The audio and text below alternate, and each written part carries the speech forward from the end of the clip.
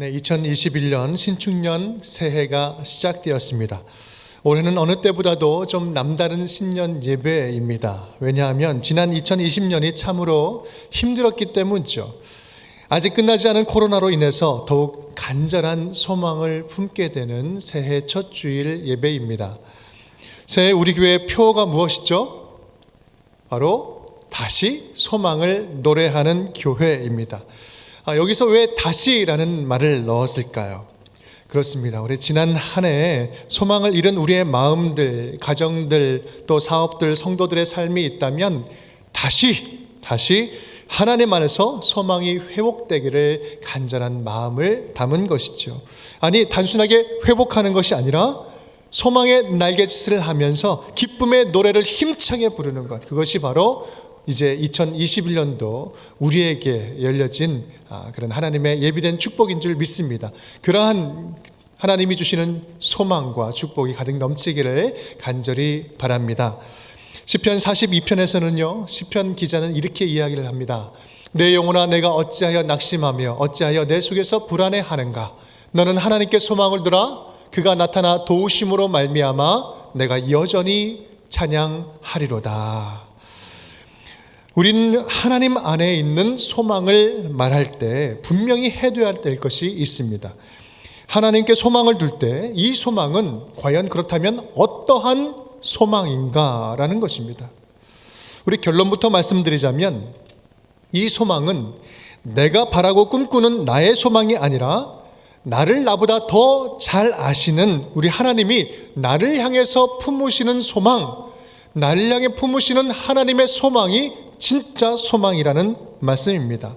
우리를 향한 하나님의 뜻과 계획, 하나님의 꿈과 소망이 있다라는 말씀입니다. 꿈과 소망을 말할 때면 우리는 의례 내가 원하는 소원을 생각하기 쉽습니다. 물론 그럴 수 있고 당연합니다. 하지만 그것은요, 초보적인 소망입니다. 우리 인생의 비유를 한다면 아주 유아기적 그 소망이라고 할 수 있습니다. 조금 자라면 우리가 꿈을 꾸는데 조금씩 자라다 보면 나의 꿈은 나만의 꿈이 아니라는 사실을 이제 깨닫게 됩니다. 나의 꿈이 성취되는 것은요, 나를 사랑하는 분, 나를 낳아주고 길러준 부모님에게도 큰 기쁨이고 또 부모님의 꿈을 성취해 드리는 것이죠.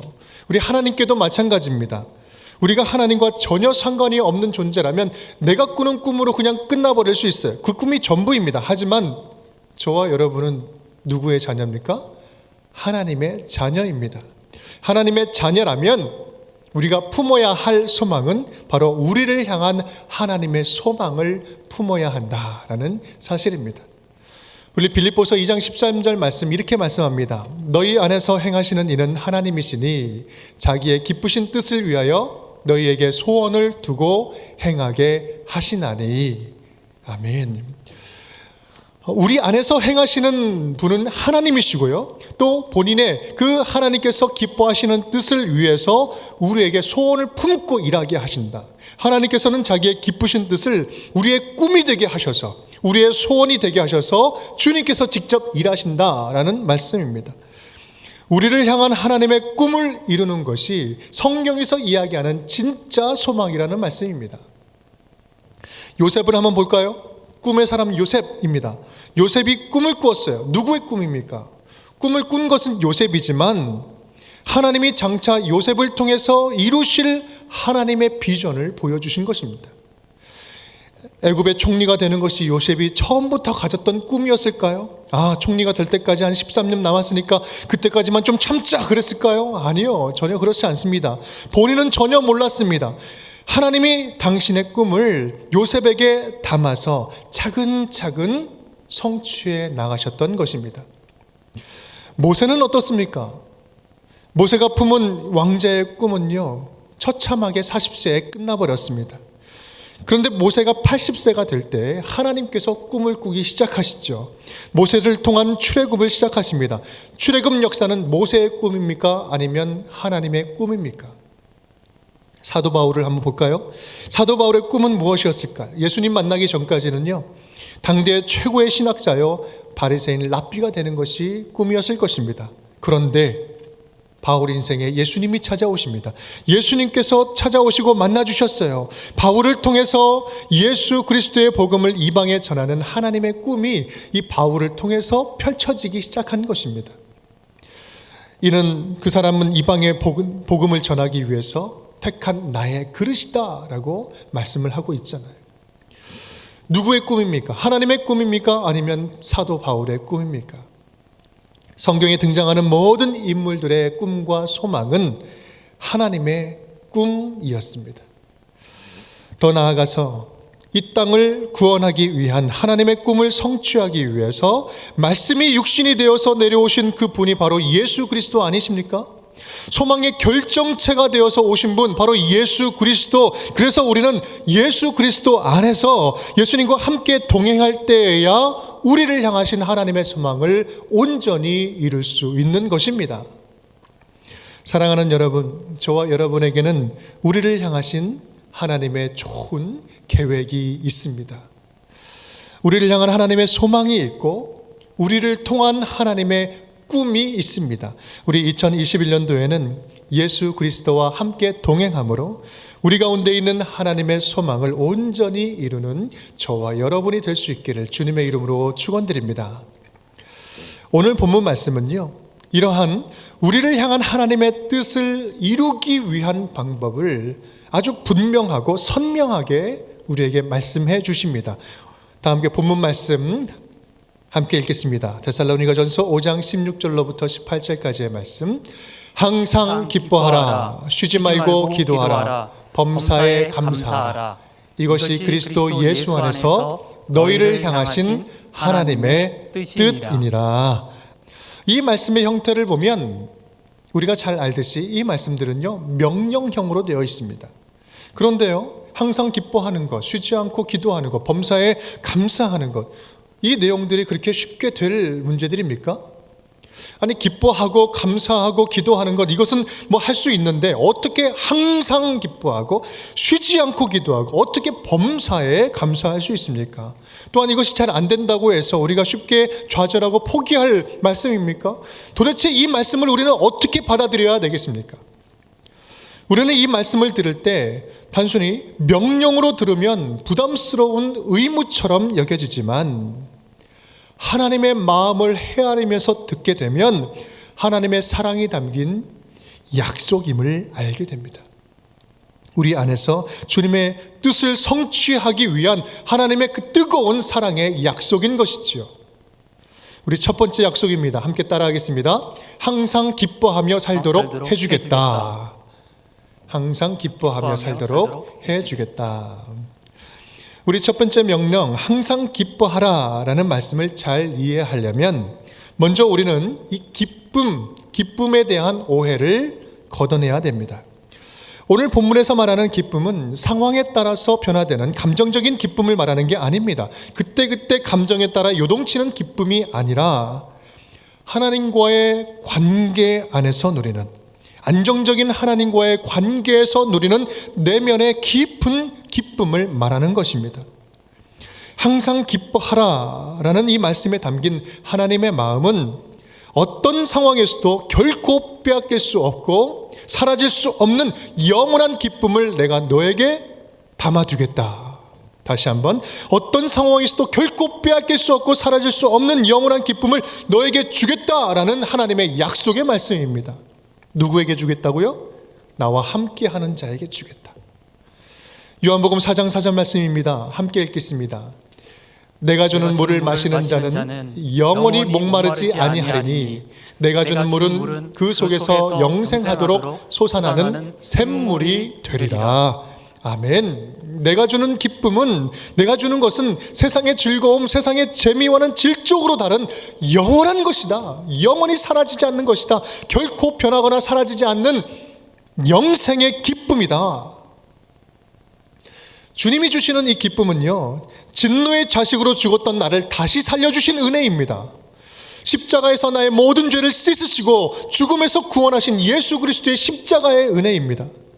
예수 그리스도를 삶의 주인으로 영접함으로 하나님의 자녀가 되는 권세를 받은 은혜입니다. 이 땅에서, 지금 살아가는 이 땅에서 천국을 살 수 있는 하나님의 자녀가 되었다는 영원한 구원의 기쁨을 말하는 것입니다.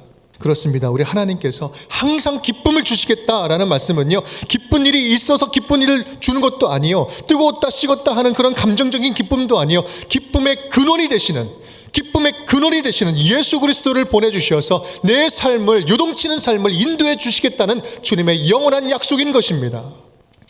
사랑하는 여러분, 우리 하나님은요, 당신께서 선택하시고 부르신 당신의 자녀들을 끝까지 붙잡으시고 포기하지 않으십니다. 구원의 은혜를 베풀어 주시고 끝까지 떠나지 아니하시고 책임져 주십니다. 여러분, 지금 여전히 힘들고 기쁨이 없는 삶 가운데서 여러 상황 때문에 지쳐 계십니까? 오늘 주님이 주시는 구원의 기쁨을 붙잡으십시오. 오늘 주님 안에 있는 기쁨을 선택하십시오. 하나님이 항상 함께 하시는 구원의 기쁨으로 승리할 수 있기를 주님의 이름으로 축원드립니다. 우리 둘째로 따라하겠습니다. 언제든지 기도하면 들어주겠다. 언제든지 기도하면 들어주겠다. 우리 17절 한 절 말씀 우리 함께 읽겠습니다. 쉬지 말고 기도하라. 두 번째로 쉬지 말고 기도하라 라는 이 명령 말씀에 담긴 약속의 의미는 무엇일까요?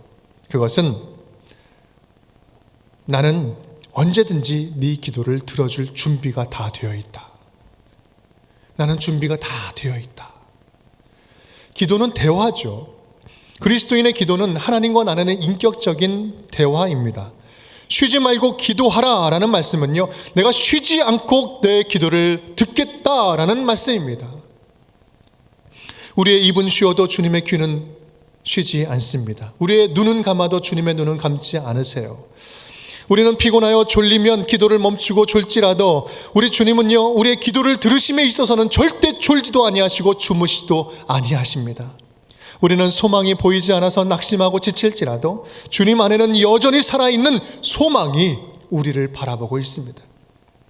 우리에게는 언제든지 하나님께 나아가서 기도할 수 있는 특권이 있습니다. 특권이 있어요. 쉬지 말고 기도하라는 말씀은요, 내가 언제든지 들어줄 테니, 언제든지 응답해 줄 테니 너는 항상 이 기도할 수 있는 특권을 가지고 매 순간순간 나에게 찾아와라 라는 말씀입니다. 여러분, 이거 하나만큼은 반드시 기억하십시오. 기도는 의무이기 이전에 우리의 특권입니다. 세상이 줄 수 없는 특권이에요. 우리를 향한 하나님의 뜻은 우리가 이 기도의 명령에 마지못해서 억지로 기도 시간을 꾹꾹 채우는 것이 아니라 기도의 특권을 기쁨으로 맞이하여서 기쁨으로 마음껏 누리면서 매 순간순간 주님 앞에 기도의 특권을 누리며 살아가는 것입니다. 오늘만큼은 우리 기도를 하는 입장이 아닌 기도를 받으시고 들으시고 기다리시는 하나님의 입장에서 말씀을 이해하면 좋겠습니다. 우리 남유다가 망해갈 때 특별히 하나님께서 기도 응답을 해주시는 왕이 있어요. 누굴까요? 히스기야입니다. 히스기야. 열왕기하 20장의 말씀을 보면 히스기야가 죽을 병이 걸렸을 때 얼굴을 벽을 향해서 심히 통곡하면서 기도를 합니다. 면벽 기도를 드리죠. 그때 하나님께서는요, 지체하지 아니하고 내려가셔서 바로 응답해 주십니다. 열왕기하 20장 말씀, 내가 내게 내 기도를 들었고 내 눈물을 보았노라. 내가 너를 낫게 하리니 내가 3일 만에 여호와의 성전에 올라가겠고 내가 내 날이 15년을 더할 것이며. 아멘. 하나님께서는 히스기야의 기도에 응답하셔서 그 15년을 연장시키고 생명을 연장시켜 주십니다. 히스기야가 이 말씀을 들을 때 이 기적에 대한 징표를 구할 때에도요, 하나님은 이 아하스의 해시계를 10도를 뒤로 움직여 버리십니다. 하나님께서는 히스기야의 기도에 우주와 역사를 움직여서 그 기도를 응답하여 주셨습니다. 그런데 여러분, 저는 이 본문을 보면서 이 히스기야의 기도도 대단하지만 이 기도에 초점이 있는 것이 아니라 이 기도를 들으시는 하나님의 마음은 어땠을까? 이 하나님의 그 기도를 들으시는 하나님의 입장을 생각하면요, 마음이 아파지는 거예요. 히스기야의 아버지가 누굽니까? 아하스 왕이었습니다. 이 아하스는 남유다 왕들 가운데서 둘째가라면 서러운 패역한 왕이었습니다. 이방의 가증한 신들을 가져다가 곳곳마다 세우고 자기 아들을 불 가운데로 지나가게 하는 그 몰록신을 섬겼습니다. 아수르에게 뇌물을 주고 또 아수르의 그 이방 제단의 모습을 그대로 그려와가지고 그것을 그대로 성전 옆에 그대로 세웁니다. 그리고 성전의 기물들은 용도를 다 바꿔버려요. 그리고 성전은 점치는 용으로만 사용합니다. 이것이 아하스가 했던 일입니다. 그의 아들 히스기야는요 그것을 다 보고 있었습니다. 그리고 그의 형제가 불태워 죽는, 제물로 불타오르는 것도 보았습니다. 그런데요, 하나님도 가슴을 치면서 그 모습을 다 보고 계셨습니다. 아하스는 하나님을 장식품으로 사용했던 거예요. 그렇다면 히스기야의 아들은 또 누굽니까? 가장 패역한 왕 므낫세였습니다. 그는 55년간을 통치하면서 패역한 통치를 합니다. 성경은 므낫세 때문에 이 멸망의 뜻을 하나님께서 돌이키지 않았다라고 표현을 하고 있습니다. 바알을 섬기고 아세라를 섬기고 또 일월 성신을 섬겼습니다. 그리고 직접 자기가 깎아 만든 아세라 그 목상을 성전 한복판에 세웁니다. 그리고 자기 아들을 또 불로 지나가게 하고 불로 제사를 드립니다. 모든 백성들을 죄에 빠지게 만들어 버립니다. 이에 하나님께서 진노해서 말씀하시죠. 열왕기하 21장 말씀, 유다왕 므낫세가 이 가증한 일과 악을 행함이 그 전에 있던 아모리 사람들의 행위보다 더욱 심하였고 또 그들의 우상으로 유다를 범죄하게 하였도다. 내가 이제 예루살렘과 유다에 재앙을 내리니 듣는 자마다 두 귀가 울리리라. 하나님이 고통스러워 하시는 거예요. 진노하신 거야. 하나님이 통탄해하며 가슴을 치며 슬퍼하시는 모습입니다. 이때쯤이면 나를 찾아야 될 텐데, 이때쯤이면 나를 찾아야 되는데 내가 간절히 그들의 기도를 기다리고 있는데 그들은 자기들의 입을 틀어막고 기도를 하지 않는다. 내 앞에서 침묵하는도다. 그래서 내 앞에서 죽어가는도다. 히스기야의 아비도 망해갔고 히스기야의 아들도 처참하게 망해갔습니다. 이러한 종합적인 이 상황들을 종합적으로 살펴볼 때 히스기야의 기도에 응답하시는 하나님은요, 단순하게 그런 기도에 응답하시는 것이 아니라 당대에 그 함께 망해가는 이스라엘을 향한 절규와 같은 마음이었던 것입니다. 돌아오라 돌아오라, 너는 기도하여서 내게 돌아오라. 누구든지 기도하라. 언제든지 기도해라. 얼마든지 기도해라. 히스기야처럼 기도해라. 제발 깨어서 기도해라. 그러면 내가 쉬지 않고 들어주겠다.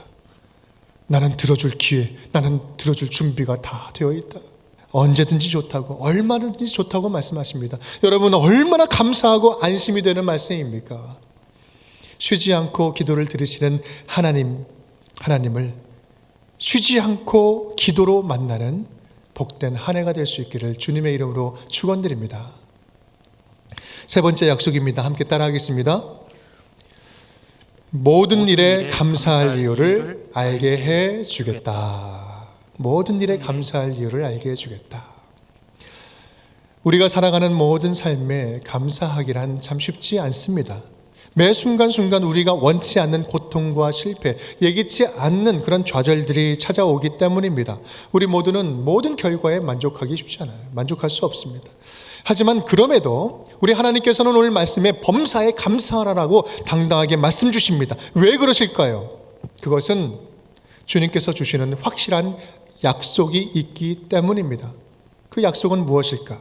그것은 바로 우리의 삶의 모든 일에 하나님께서 간섭해 주신다라는 말씀입니다. 내 삶의 모든 일은 하나님이 알고 계시고 하나님의 뜻이 깃들어 있고 함께 하고 가시고 하나님께서 직접 친히 간섭하고 계신다라는 말씀이에요. 전혀 하나님의 도우심이 없고 외면당하는 것 같은 상황 속에서도 하나님의 임재를 믿음으로 고백할 수 있다면 우리의 신앙은요, 우리의 신앙생활은 완전히 변화될 수 있습니다. 완전히 달라질 수 있어요. 좀 힘들어도 견딜 수 있습니다. 부족해도 참을 수 있어요. 주어진 것으로 좀 더 만족할 수 있습니다. 지금 이 상황 자체로도 감사할 수 있습니다. 여러분, 이 차이가 별거 아닌 것 같지만 정말 전혀 다른 삶을 가져오는 큰 차이를 갖습니다. 범사에 간섭하시는 하나님을, 범사에 함께 하시는 하나님을 깨닫게 된다면 범사의 모든 일에 감사할 수 있습니다. 여러분, 불평과 감사는요, 종이 한 장 차이예요. 순간순간입니다. 출애굽 역사를 보면 쉽게 알 수 있지 않습니까? 불평하는 자들은 똑같은 기적을 맛보고 똑같이 갈라진 홍해를 걷고 똑같이 신령한, 정말 이 땅에서는 볼 수 없는 신령한 만나를 매일같이 먹어도요, 누구는 감사하고 누구는 매일매일 불평을 합니다. 우리 출애굽기까지 거슬러 올라갈 필요 없잖아요. 우리의 삶의 주변에서도 충분히 있는 일 아닙니까?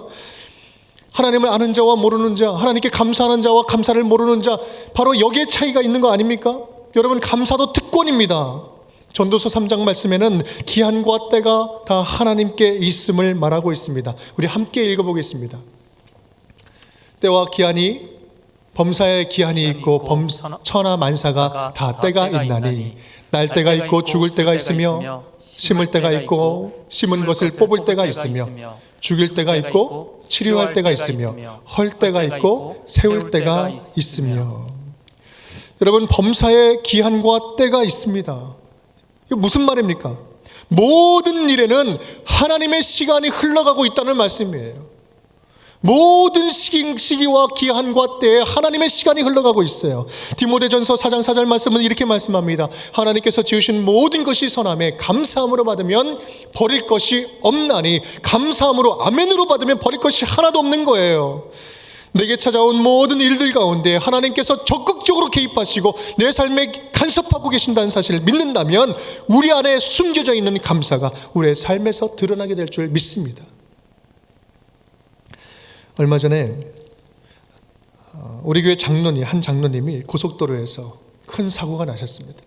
저는 그 소식을 듣고 깜짝 놀라서 연락을 드렸더니 우리 장로님 하시는 말씀, 제가 그 전화 통화를 하는데요, 처음부터 끝까지 감사, 처음부터 끝까지 감사. 더 큰 사고 안 나도록 막아주시니 얼마나 감사한지 모릅니다. 앞차 밀려가지고 앞차까지 또 다른 충격으로 사고 안 나니 얼마나 감사한지 모릅니다. 차가 부서졌지만 그래도 굴러갈 수 있어서 그거 몰고 사고 처리 마치고 올라올 수 있어서 얼마나 감사한지 모릅니다. 큰 충격이, 정말 큰 충격, 위험했는데 후유증이 없어서 너무나 감사합니다. 운전하기 전에 너 기도 똑바로 하고 타라 라고 주님께서 말씀으로 깨우쳐 주셔서 너무 감사합니다. 살아서 성탄 예배 드리게 해주시니 너무 감사. 그 급박하고 위급한 순간 속에서도 그 순간 함께 하셔서 에어백처럼 충격을 흡수시켜 주시면 얼마나 감사합니까? 설사 주님께서 그렇게 하지 아니하셨을지라도 하나님이 함께 하심으로 승리할 수 있는 믿음 주시니 얼마나 감사합니까? 여러분은 얼마나 이러한 삶이, 이것들이 얼마나 우리 삶에 많이 있습니까? 순간순간 이러한 일들이 일어나고 있습니까? 얼마나 주님께서 크신 사랑으로 우리를 도와주시고 우리 모든 범사, 매 순간순간 주님께서 우리와 함께 하고 계시지 않습니까? 사랑하는 운전교회 성도 여러분, 여러분의 모든 일에 하나님의 선한 손이 함께 하심을 믿으시기 바랍니다. 여러분이 하는 모든 범사에 하나님의 사랑이 깃들고 있음을 믿으시기 바랍니다. 느헤미야가 고백했던 것처럼 내 하나님의 선한 손이 범사에 나를 도우십니다 우리 고백한다면 모든 상황 속에서 범사에 감사할 이유를 발견할 수 있을 것입니다. 사랑하는 여러분, 2021년도 한 해는 감사로 채우시기를 간절히 바랍니다. 그럴 때 저와 여러분은 2021년도는 감사로 승리하게 될 줄 믿습니다. 어떤 일이 닥쳐와도 임마누엘 함께 하시는 우리 주님과 함께 있는다면 우리는 참된 만족을 누리게 될 것입니다. 있으나 없으나 많으나 적으나 잘 되나 안 되나 주님과 함께 한다면, 감사로 올려드린다면 주님께서 감사의 이유로 충만하게 모든 삶을 채워주실 줄을 믿습니다. 모든 일에 예수 그리스도 안에서 풍성함을 누리는, 이 땅에서 천국을 사는 삶을 누리게 될 줄 믿습니다. 새롭게 시작한 21년도 신축년 한 해에는 항상 기뻐하고 쉬지 않고 기도하고 범사에 감사하는 우리 운정의 모든 가족들이 되어서 우리 안에 있는 하나님의 소망을 노래하는 운정의 모든 식구들 될 수 있기를, 하나님이 예비하신 좋은 계획을 마음껏 누리며 살아가는 저와 여러분이 될 수 있기를 주님의 이름으로 축원드립니다.